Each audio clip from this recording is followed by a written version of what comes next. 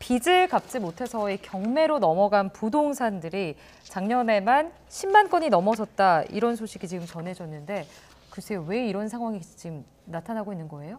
일단은 이제 고금리가 지속이 되고 있고요. 따라서 원리금을 상환하는 부담이 점점 커지고 있는 상황에다가 부동산 시장이 이제 다시 좀 좋지 않은 상황이 계속되고 있습니다. 따라서 부동산 이제 시장의 침체, 여기에 고금리가 겹쳐지면서 원리금을 제대로 이제 상환하지 못하게 되다 보니까 이게 경매로 넘어가는 물건이 많아지고 있는 것인데요. 이 임의 경매라고 하는 것은 이제 금융기관이 대출을 해줄 때 이제 부동산을 이제 담보로 잡고 있는데, 만약에 이제 채무자가 한 3개월 정도 이상 계속해서 이제 이자를 연체를 하는 경우에 이제 개시가 될 수가 있는데요. 이렇게 임의 경매를 하게 되면 법원에서 뭐 판단을 받거나 할 필요는 없고 바로 이제 경매에 붙일 수가 있습니다. 따라서 이 금융기관으로서도 그동안 이제 많이 부동산 관련된 대출을 했는데, 이것을 좀 구조조정을 하는 그런 이제 금융당국의 질서 있는 정리와 같은 그런 이제 가이드라인도 있고요. 그 다음에 이 금융기관 입장에서도 이렇게 부실한 것은 빨리 털고 가자는 그런 이제 입장이기 때문에 이렇게 임의 경매 물건이 지난해 대비해서 한 60% 이상 이제 상승을 했고요. 이 대부분 아무래도 저금리 그런 이제 기조가 계속되면서 영끌족이라고 우리가 하죠. 그쵸. 굉장히 이제 영혼을 끌어모아가지고 진짜 대출을 많이 받아서 이제 부동산, 특히 이제 아파트 같은 경우를 이제 산 경우에 금리가 올라가니까 이것을 감당하지 못하게 되면 결국엔 이렇게 임의 경매 처분이 되는 경우가 많이 생기게 되거든요. 그래서 상당 부분은 이제 영끌족들이 이자 부담을 감당하지 못하고 이제 빚을 제대로 갚지 못해서 경매에 넘어간 것이 아닌가 추정을 하고 있고요.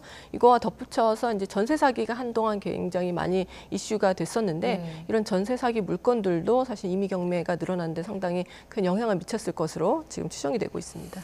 그 임의 경매 말씀을 좀 해주셨는데, 임의 경매 절차로 넘어가게 되면 그 이유는 어떻게 진행이 되는 겁니까? 이제 경매 절차가 이제 진행이 되는 거죠. 아까 말씀드렸다시피 강제 경매랑 이제 임의 경매가 있는데, 강제 경매 같은 경우는 이제 법원에서 판결이 필요한데 임의 경매는 그런 부분이 필요하지 않기 때문에 바로 이제 경매 절차로 넘어갈 수가 있게 되고요. 그럼 경매에 붙여서 이제 입찰되는 것에 따라서 그 채권을 좀 청산을 하게 되는 것이죠.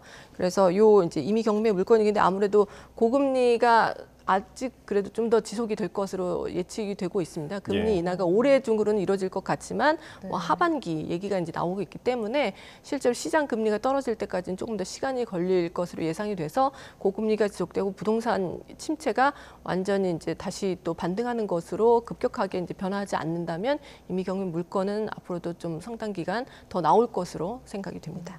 자, 교수님, 근데 이제 결국에는 이 영끌족이라는 게, 그러니까 저금리 시절에서 무리하게 좀 대출을 받아서 지금 고금리 시대가 와가지고 이제 좀 갚아나기가 어려운 상황에 처한 분들이시잖아요. 그럼 지금 이렇게 피해를 본 분들 앞으로 좀 어떻게 해야 될지와 앞으로 또 피해가 더 커지진 않을지 좀 우려가 되는 상황이거든요. 어떻습니까? 근데 결국에는 이제 투자는 자기 책임이 굉장히 중요한 것이고요. 부동산 투자도 이제 마찬가지입니다. 그런데 저금리가 오래 지속되다 보니까, 그리고 그동안 우리가 인플레이션이라는 것에 대해서 굉장히 무뎌졌었죠. 그동안 그런 상황이 별로 없었기 때문에. 그래서 그 저금리가 계속될 것이라는 이제 기대 하에서 무리하게 대출을 받아서 부동산을 구매를 했는데, 실제로 금리가 올라갔을 때 이것을 감당할 수 있는지를 사실은 애초에 조금 이제 살펴봤었어야 되는 부분인데, 그러지 못한 것이 지금 이런 사태를 촉발하게 된 그런 원인이라고 볼 수가 있고요. 그래서 지금 이제 금융기관에서도 뭐 스트레스 DSR이라고 해서 현재 금리가 아니라 금리가 뭐 더 높아진다든지 하는 상황을 감안해서 대출 한도를 뭐 결정하는 방안도 지금 고려를 하고 있고요. 따라서 앞으로 이제 부동산이든지 어떤 투자를 하실 때는 과연 이 대출이 내가 그 원리금을 계속해서 상환하는데 무리가 없는지를 반드시 고려하시고 투자를 하셔야 될 것으로 생각합니다.